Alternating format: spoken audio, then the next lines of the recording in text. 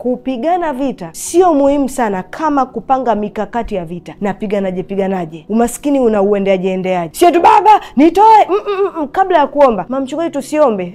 Mimi na maombi, twin sisters, lazima tuombe. Lakini tunaombaje? Lazima tuombee Roho Mtakatifu tusaidie. Kila mtu kwa shida yake na uhitaji wake. Mwenye ndoa, mwenye kazi, mwenye biashara, hata mwenye ugonjwa. Usimwambie tu Mungu niponye. Unaumwa nini? Nenda hospitali. Taka kujua unaumwa nini. Usije ukatengeneza tu illusion kichwani, mimi naona hizi dalili hizi.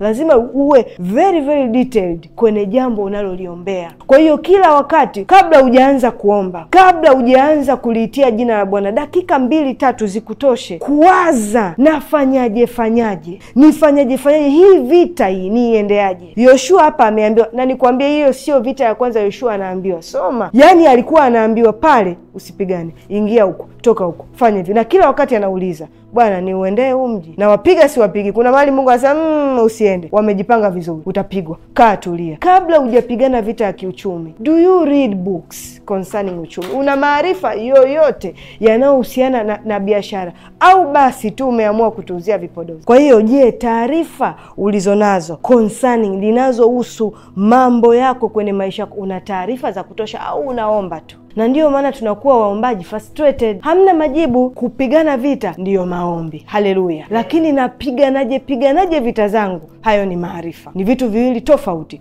Kwa hiyo unaweza ukaibuka una madozi ya UTI, kumbe una kikohozi tu. Kwa hiyo inabidi kwanza ujue naumwa nini, nitumie dawa gani kwa muda gani, na je baada ya huu muda nakuwa nimepona. Kwa hiyo tunapoomba, mambo ambayo huwa tunayafanya kwenye Amka na Mama PT, pale huwa tunapigana vita.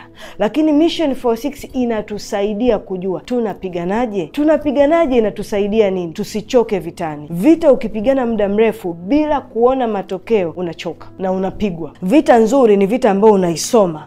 Naanzia hapa, naishia hapa, nitapita kona hii, nitampiga adui, nimemaliza, ili nijiandae na adui mwingine sana. Kwa hiyo wakati mwingine waombaji tunachoka kuomba. Kwa nini tunachoka kuomba? Kwa sababu hatupati majibu ya maombi yetu. Vita ukipigana muda mrefu, vita ya uchumi ukipigana muda mrefu, unachoka.